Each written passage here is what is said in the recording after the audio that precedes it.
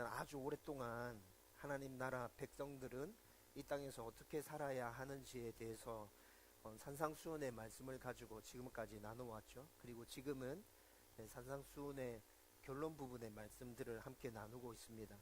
산상수훈의 결론은 네 가지 교훈이 주어진다고 말씀드렸었는데, 그 중에 우리가 세 가지 교훈을 함께 살펴봤었고, 그 네 가지 중에 오늘은 마지막 교훈에 대해서 함께 살펴보려고 합니다. 그 전에 마지막 결론에 나타났던 그 세 가지 교훈이 무엇인지 간단하게 정리하고 넘어가면, 첫 번째 교훈에서 예수님께서는 모든 선택의 순간에 하나님의 말씀에 따라 선택하는, 좁은 문으로 들어가고 좁은 길로 걸어가는 그 선택을 하라고 우리에게 말씀해 주고 계셨죠. 여러분, 좁은 문으로 들어가고 좁은 길을 걸어가는 것은 굉장히 어렵고 힘든 일입니다. 그렇지만 그것은 생명의 길이며 하나님께서 함께 하시는 길이라고 말씀을 생각했었죠. 반면에 사람들은 굉장히 넓은 문, 넓은 길을 선택해서 가는 걸 좋아한다고 그랬는데, 그 길은 멸망의 길이라고 우리가 함께 말씀을 통해서 살펴보았습니다. 두 번째 교훈은 거짓 선지자들을 조심해야 함에 대해서 예수님께서 말씀해 주고 계셨습니다. 여러분, 그때나 지금이나 하나님의 백성들을 멸망케 하려는 거짓 선지자들은 넘쳐나고 있습니다. 이들은 친절과 선행과 사랑 등으로 아주 철저하게 위장해서 우리가 선뜻 알아보지 못하도록 그렇게 다가오고, 결국에 그렇게 다가와서 우리가 가진 모든 것들을 다 빼앗고 결국에는 우리를 죽일 것이라고 그렇게 말씀을 얘기해 주고 있었죠. 그러므로 우리는 항상 정신을 차리고 말씀과 기도를 붙들고 깨어 있어야 한다고 말씀을 나누었었습니다. 세 번째 교훈은 입으로 주여 주여 하는 자가 되지 말고 하나님의 뜻을 행하는 자가 되라고 예수님께서 말씀해 주셨죠. 분명한 신앙 고백과 그리고 교회에서 생활하는 모습과 성도들과의 그 교제에서는 하나님의 백성 같은 모습이 나타나고 있는데, 가정에서, 직장에서, 그의 개인적인 삶의 현장에서 하나님의 백성의 모습이 나타나지 않는 사람들이 얼마나 많이 있는지 모릅니다. 여러분, 이들이 비록 예수님의 이름으로 능력을 행하고 예수님의 이름으로 모든 일들을 다 감당해낸다 할지라도 주님께서는 이들에 대해서 뭐라 말씀하신다고요? 나는 너희를 안 적이 없다. 나는 너희들 몰라. 그렇게 말씀하신다고 우리가 말씀을 통해서 확인했지 않습니까? 여러분, 이렇게 결론 부분에 나타나는 세 가지 교훈들을 우리가 함께 나누었었는데, 여러분, 이 교훈들을 종합해서 지금 예수님께서 정말 우리에게 말씀하시려고 하는 그 이야기가 무엇인지 정리하면, 늘 말씀과 기도를 붙들고 정신을 차리고 깨어 있어야 한다. 그리고 내가 너희들에게 말해준 이것들을 지키기 위해서 몸부림치며 노력해야 한다. 여러분, 이렇게 정리해낼 수 있겠죠? 여러분, 이것이 이 땅에서 살아가는 하나님의 백성들의 삶의 모습이라고요. 여러분, 제가 늘 말씀드리잖아요. 하나님은 우리에게 완벽을 요구하지 않습니다. 몸부림치고 있느냐, 너가 진심으로 나를 사랑하는 그 마음을 가지고 노력하려고 너의 삶 가운데서 발버둥 치고 있느냐, 주님은 이것을 묻고 계신다고요. 여러분, 이제 오늘은 산상수훈의 결론의 말씀 중에 마지막 교훈인데, 여러분, 이 교훈에 대해서 오늘 여러분들과 함께 나누면서 하나님 주시는 은혜를 누렸으면 좋겠습니다. 저는 사역을 시작하고 16년 동안 주일학교 사역을 하면서 일했었습니다. 여러분, 다른 목사님들과 비교해 보면 제가 주일학교에서 사역한 기간이 굉장히 길거든요. 주일학교에서만 16년 사역했으니까. 어른 사역은 개척하고 난 이후의 기간까지 다 쳐서 3년입니다.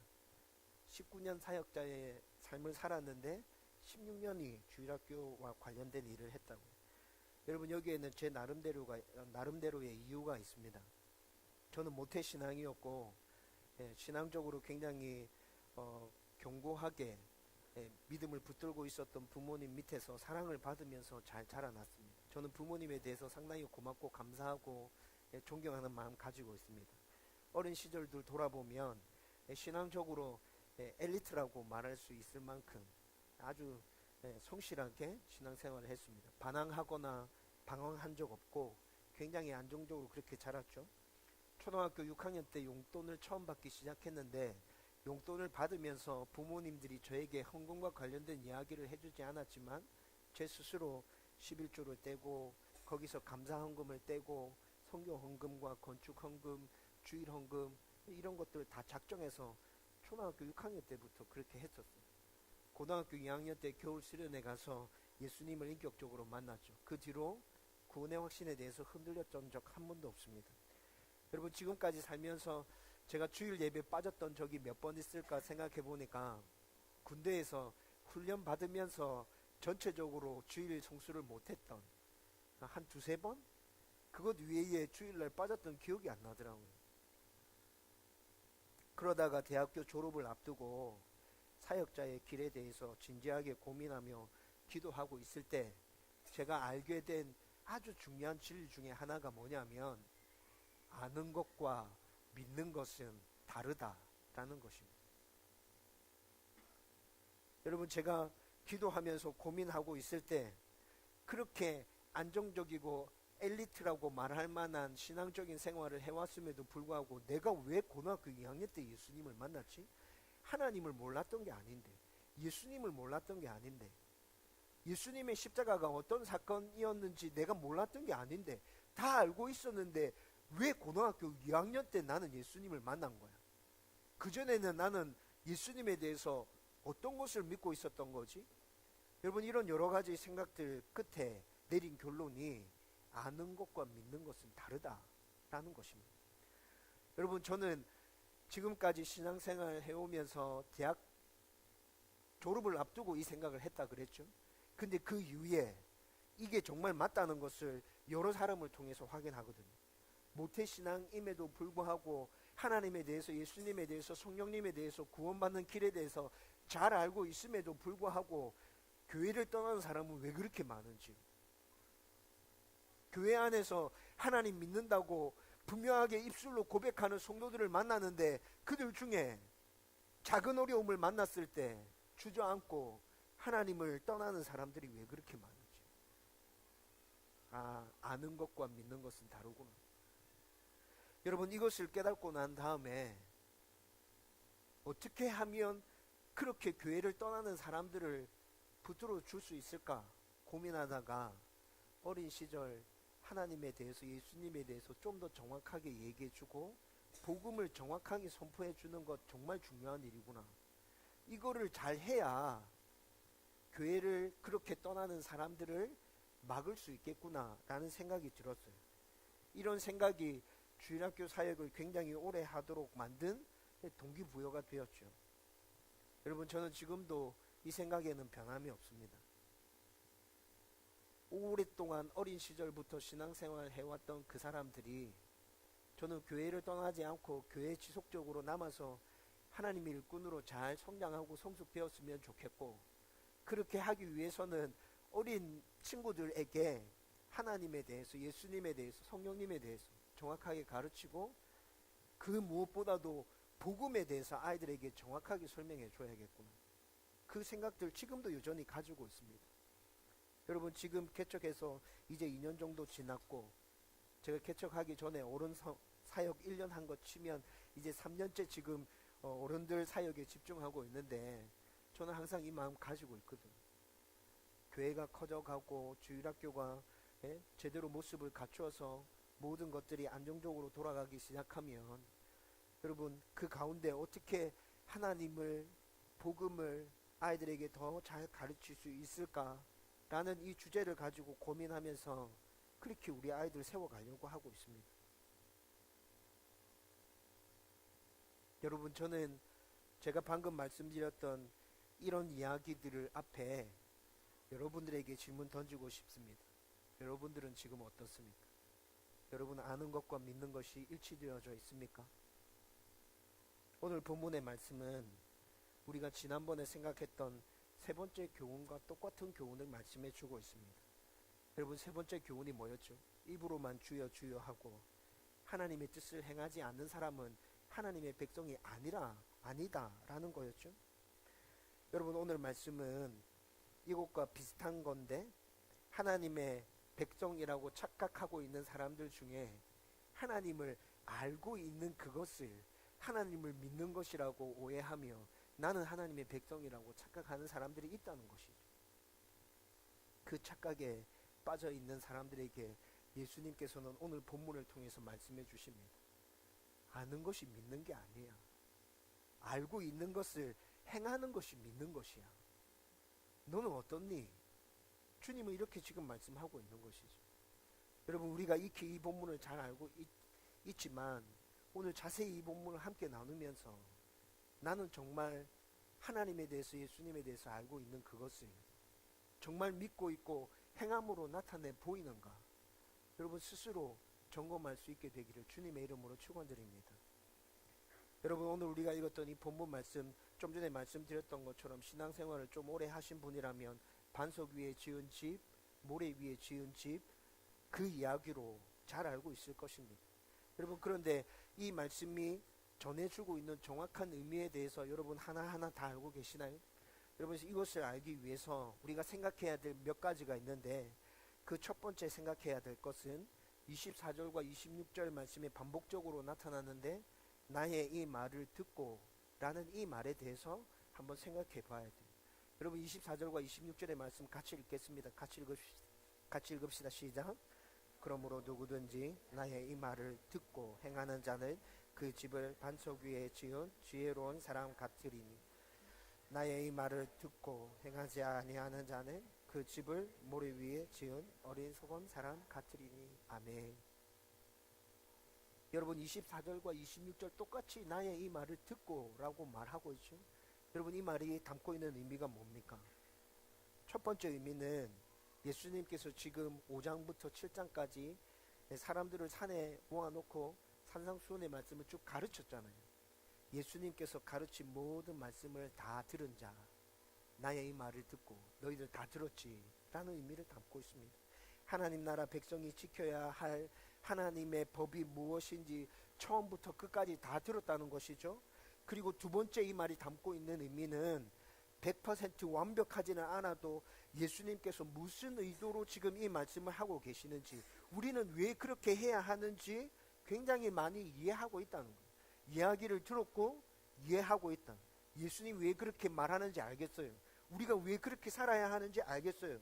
우리가 그렇게 살아갈 수 없다 할지라도 충분히 이해가 돼요 라는 의미가 이 말 안에 담겨져 있다는 것이죠. 여러분, 성경에 있는 말씀들을 우리가 들을 때 듣고 이해하는 것은 굉장히 중요한 문제입니다. 여러분, 성경에서 뭐라 얘기합니까? 믿음이 어떻게 난다 말씀하고 있죠? 들음에서 난다고 얘기하고 있죠. 여러분, 믿음은 들음에서 나는 게 분명합니다. 그런데 믿음이 들음에서 난다고 할 때 이 말처럼 간단하게 그냥 듣기만 하면 믿음이 생기는 것이 아니라 그 안에는 여러 가지 과정이 포함되어 있습니다.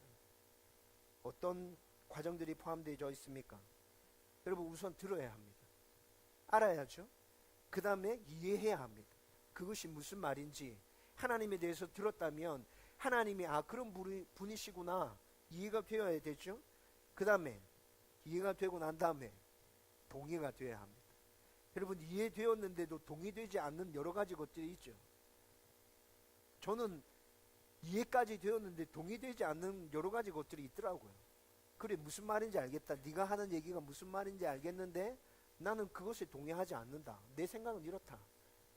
여러분, 정상적인 믿음에까지 이르려고 하면 우리가 듣고 알게 된 것, 이해된 것이 동의가 되어져야 됩니다. 그 다음에 또 어떤 단계가 일어나야 되죠? 동의가 되어졌다면 그 다음에 내 안에서 결단이 일어나야 됩니다. 동의되어진 그것이 이것을 내가 받아들여야 되는 거구나.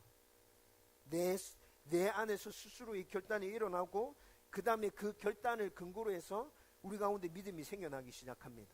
하나님께서 믿음이 생겨날 수 있도록 은혜를 주시는 거죠. 그리고 믿음이 생겨나고 난 이후에 어디까지 연결돼야 온전한 믿음이라고 할 수 있는 것이죠? 행함으로까지 연결되어야 온전한 믿음이라고 할 수 있는 겁니다. 여러분, 이렇게 여러 단계를 거쳐가야 온전한 믿음이 결과물로 나오게 되는데, 그럼에도 불구하고 들음에서부터 이 믿음이 생겨나는 것이 출발하기 때문에 성경은 믿음은 들음에서부터 난다라고 말씀하고 있는 것이죠. 여러분, 우리가 하나님에 대해서, 예수님에 대해서, 성령님에 대해서, 그리고 이 땅에서 살아가는 하나님의 백성인 내가 어떤 하나님의 법을 지켜야 하는지에 대해서 그래서 알고 있는 것은 정말 중요하다고. 여러분, 저와 여러분들이 제대로 바르게 알 수 있게 되기를 주님의 이름으로 축원드립니다. 여러분, 그리고 그 다음에 생각해야 할 것은 각자 이렇게 알았고 이해한 것을 가지고 이제 삶을 살아가는데, 이렇게 살아가는 행위를 오늘 말씀에서는 집 짓는 것에 비유해서 말씀하고 있습니다. 앞에서 설명한 들음에서 믿음이 생긴다고 했을 때 여러 단계를 거친다고 했는데, 여러분, 지금 집을 짓고 있는 이 단계는 어디쯤 와 있는 단계지?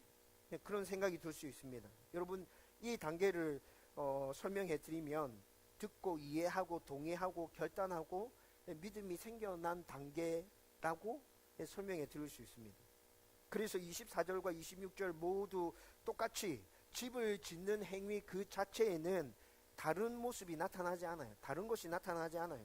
모든 같은 방법으로 집을 짓고 있죠. 이 말은 각자 듣고 알게 되고 동의했고 그리고 결단했고 믿음을 가지고 있는 것을 바탕으로 해서 열심히 자신의 삶을 살아가고 있다는 것입니다. 다른 점이라면 어디에 집을 짓고 있느냐, 이 하나만 다루고 나머지는 다 같다는 거죠. 한 사람은 반석 위에다가 집을 짓고 있고 한 사람은 모래 위에다가 집을 짓고 있습니다. 그리고 그렇게 집을 짓고 각자 열심히 신앙생활을 하면서 살아가고 있다는 거죠. 여러분, 평안한 일상의 삶 중에서는 반석 위에 집을 지은 사람이나 모래 위에 집을 지은 사람이나 별반 차이가 없습니다. 표가 나지 않습니다.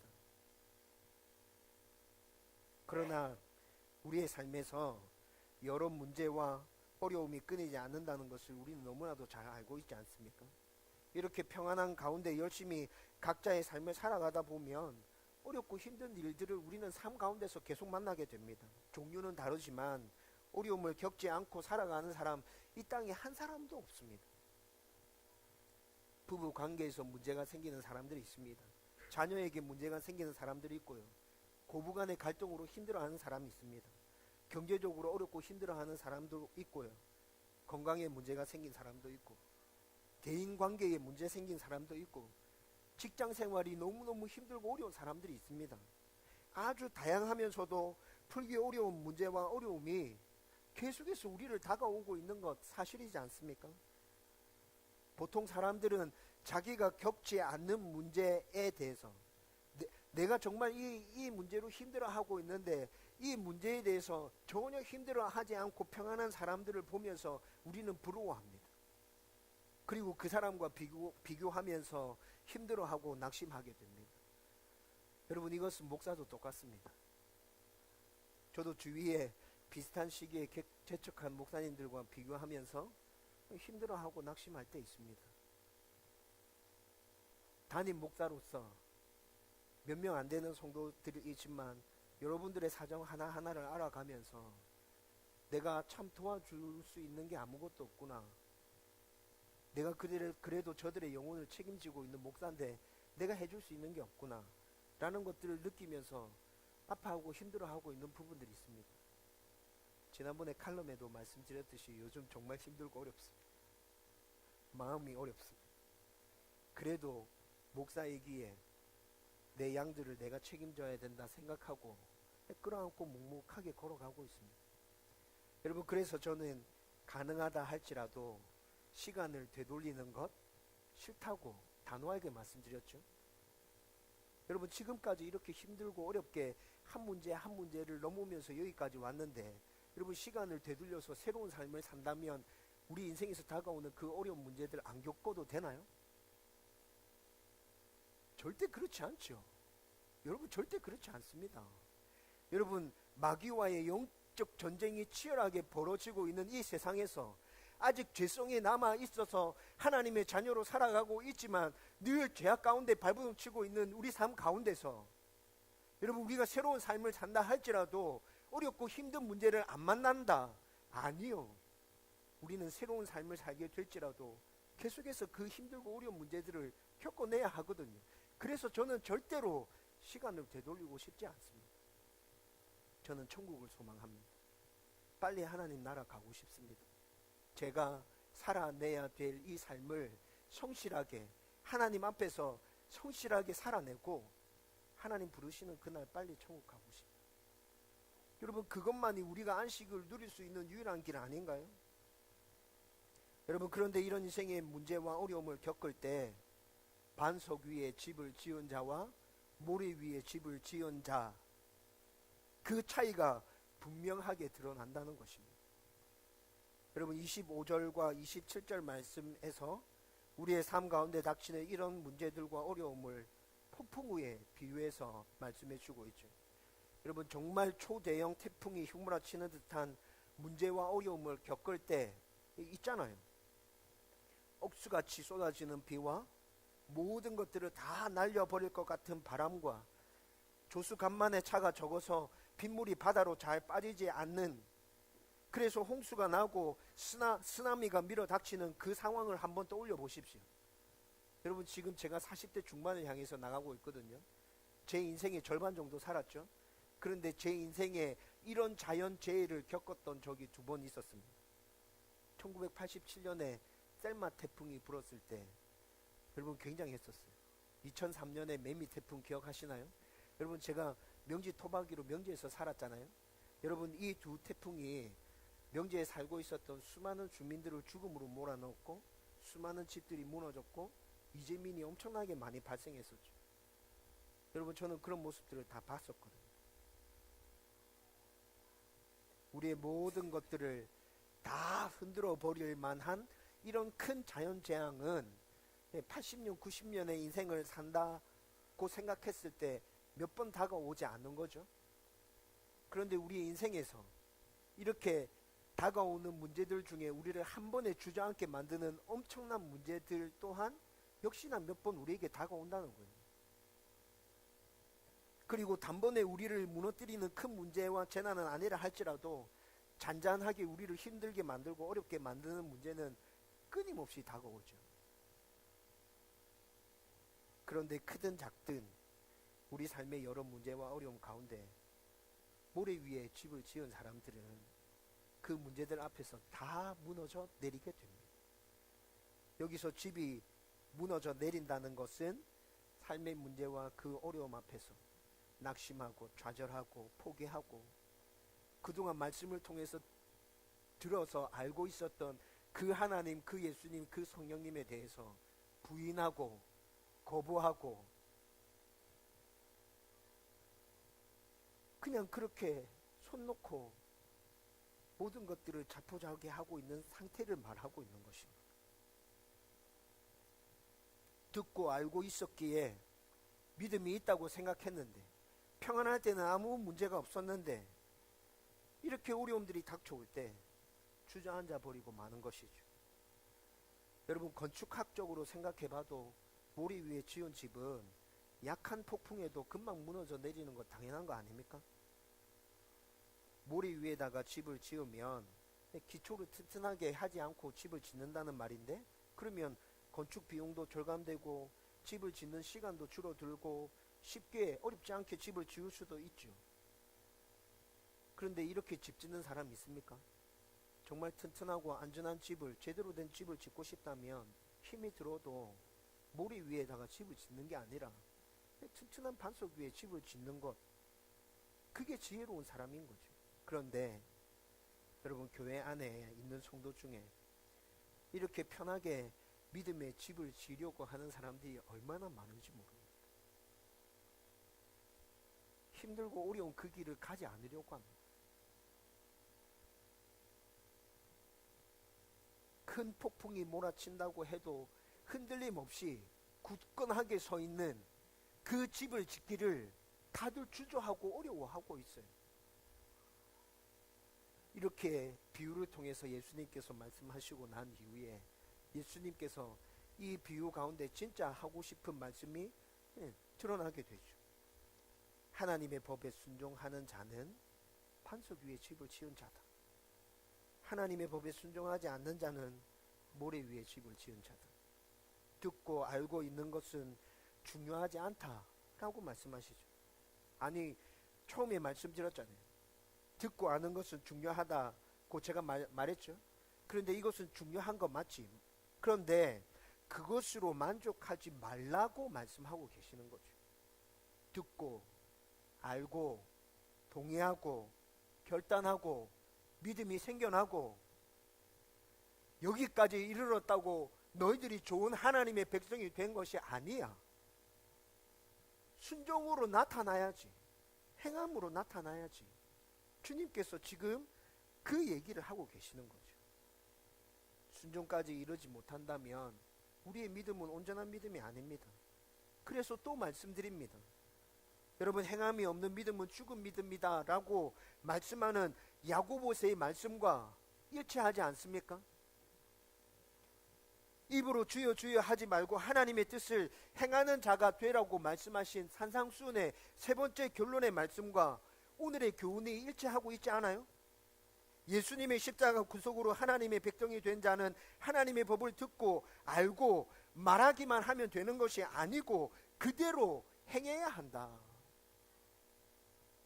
온전하게 행하지 못해도 지키려고 포기하지 않고 몸부림치고 있어야 한다. 그래야 그가 하나님 나라 백성이 맞다. 주님께서 지금 이거 말씀하고 계시는 거지 않습니까?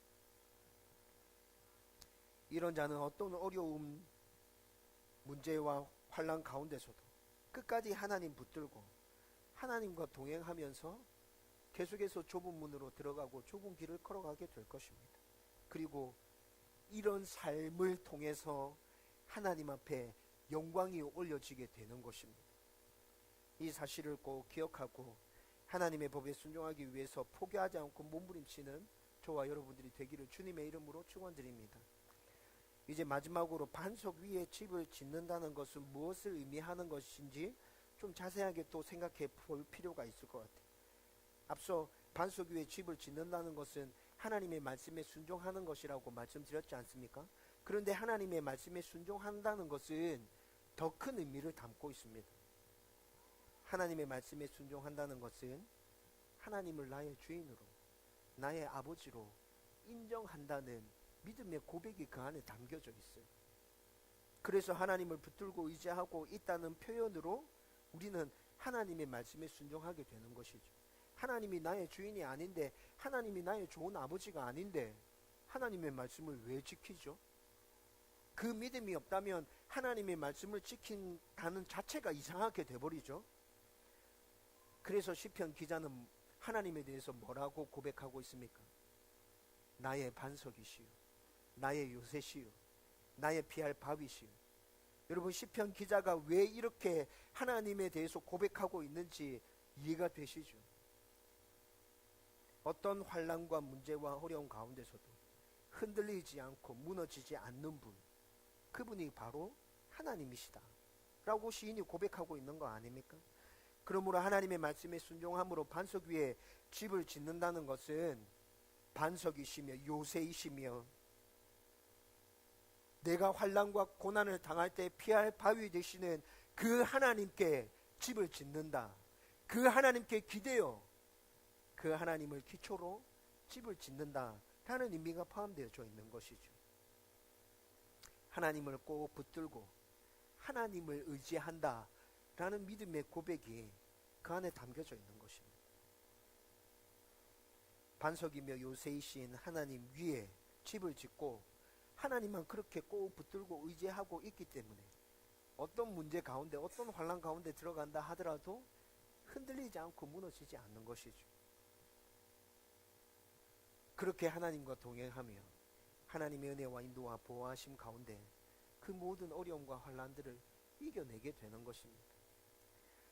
여러분, 한 달 전쯤 저희 어머니와 함께 예배 드리러 온 부부가 있었는데 제 막내 이모 내외분이었습니다. 개척하기 전에 저를 위해서 굉장히 많이 기도해 주셨고 지금도 굉장히 많이 기도해 주시는 이모님입니다. 그 막내 이모가 제가 개척 시작할 때 여러 가지 조언들을 해주셨는데 사역했던 분이라고 말씀드렸잖아요. 마지막으로 저에게 해주었던 조언이 하나님만 의지해라 라는 것이었습니다. 하나님만 의지해라. 그러면 하나님께서 건강한 교회 세워주실 거다. 여러분, 이 말을 듣고 난 다음에 하나님 의지하는 것에 대해서 진지하게 고민하기 시작했어요. 하나님 의지한다. 어떻게 의지하는 거지? 그래, 하나님 의지하면 하나님께서 책임져 주실 것 같은데 어떻게 하는 게 하나님 의지하는 거야? 굉장히 고민이 많았죠. 고민하다가 하나님을 의지하는 것은 내 힘으로는 불가능하구나. 이게 내 의지로 되는 것이 아니구나. 그래서 성령 충만에 대해서 생각하게 되었고, 성령 충만해야 결국에는 모든 순간에 하나님을 의지할 수 있게 되는 거구나. 제가 내린 결론이었어요. 그리고 그 이후로 성령 충만에 대해서 사모하며 매일 기도하고 있습니다. 하나님, 성령으로 충만케 해주시고 늘 하나님만 의지하게 해주십시오. 여러분, 그런데 오늘 말씀을 여러분과 함께 나누기 위해서 이 말씀을 묵상하다가 반석 위에 집을 짓는 것, 하나님의 말씀에 순종하는 것, 하나님을 주인으로 좋은 아버지로 인정하는 것, 하나님만을 온전히 의지하는 것, 이 모두는 하나로 다 연결되어지고 있구나. 그리고 이것이 온전한 믿음이구나 라는 것들을 발견하게 되었습니다. 그리고 이렇게 되면 하나님과 행복한 동행을 할 수 있다는 것도 깨닫게 됩니다. 이렇게 하면 진짜 하나님과 행복하게 동행할 수 있겠구나. 여러분, 개척하고 가끔 마음이 힘들고 어려울 때 있다고 했습니다. 그런데 하나님의 은혜로 잘 견디고 넘어왔고, 여러분, 힘들고 어렵다는 생각보다 하나님과 동행하면서 즐겁고 행복하다고 느낄 때가 더 많습니다. 그래서 참 감사합니다. 하나님에 대해서 듣고 알고 동의하고 결단하고 믿는 것에서 만족하지 않고 순종해내기 위해서 몸부림치고 있는 나 자신의 모습을 보면서 참 감사합니다. 그래도 온전하지 못하지만 하나님의 백성 되기 위해서 열심히 살고 있구나. 저는 제 스스로에 대해서 그렇게 생각하고 있고, 여러분들의 모습들을 보면서 또 우리 성도들도 그런 모습으로 열심히 몸부림치고 있다는 것 때문에 정말 감사합니다. 그런데 이것은 저의 평가입니다. 여러분들 스스로 여러분들 자신에 대해서 어떻게 평가하고 계십니까? 하나님에 대해서 들어서 알고 그분의 가르침에 동의하고 믿기로 결단하고 있습니까? 그리고 믿는 대로 살려고 노력하고 있나요? 삶의 모습에서 그런 몸부림들이 끊이지 않고 계속해서 일어나고 있습니까? 듣고 아는 것에 만족하며 믿음이 있다고 착각하지 말고 하나님의 법을 행함으로 온전한 믿음의 사람이 되기를 주님의 이름으로 축원드립니다. 이제 말씀을 정리하려고 합니다. 호산나 교회에서 사역할 때 엄청난 어려움과 환난 앞에서도 흔들림 없이 믿음을 꿋꿋하게 지켜나가는 성도들 보았습니다. 성도가 당하는 환난과 어려움과 문제들이라는 주제를 생각할 때마다 제 머릿속에 떠오르는 한 성도가 있습니다. 여러분, 지금 우리 교회 성도들이 어떤 문제 가운데 힘들어하고 아파하고 있는지 제가 알고 있거든요. 그런데 그 성도와 비교해 봤을 때 그 성도만큼 어려운 사람 우리 교회에 아무도 없습니다. 도대체 그 성도는 어떻게 그 어렵고 힘든 과정들을 다 지내낼 수 있었을까? 나 목사인데 내가 그 환경 가운데 들어가 있었다면 나는 견딜 수 있었을까? 나는 참아낼 수 있었을까? 여러분, 이런 생각 진짜 많이 합니다. 여러분, 그 성도는 그 모든 어려움들을 다 지났어요. 지금은 추억처럼 그 일들을 이야기합니다.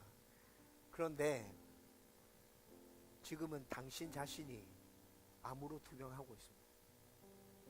우리 교회 설립 예배 드릴 때 와서 같이 예배 드리고 갔어요. 암으로 투병하고 있는 중입니다. 지나온 환난과 그 문제들만 생각해도 너무 힘들고 어려운데 나는 그 상황에 들어가서 그 일들을 겪어낼 수 있었을까, 그런 생각이 드는데 지금 당신이 또 암 투병을 하고 있다. 근데 여러분, 정말 놀라운 것은 그 성도는 기회가 생길 때마다 늘 예수님 자랑하고 있습니다. 자기의 지난 일들을 이야기하면서 예수님 자랑하고 있다고. 늘 말씀과 기도를 붙들고 있다고요. 야, 어떻게 저럴 수 있지? 나보다 더 낫다. 목사인 나보다 더 낫다. 진짜 대단한 성도다. 인정하지 않을 수가 없습니다. 여러분, 그런 성도가 있는가 하면 교회 안에서 열심히 헌신하고 봉사하면서 나 믿음 좋은 성도예요 라고 그렇게 보여주던 성도가 작은 문제 앞에서 한순간 주저앉은 그런 모습도 발견하게 됩니다. 교회를 떠난 성도들이 있습니다.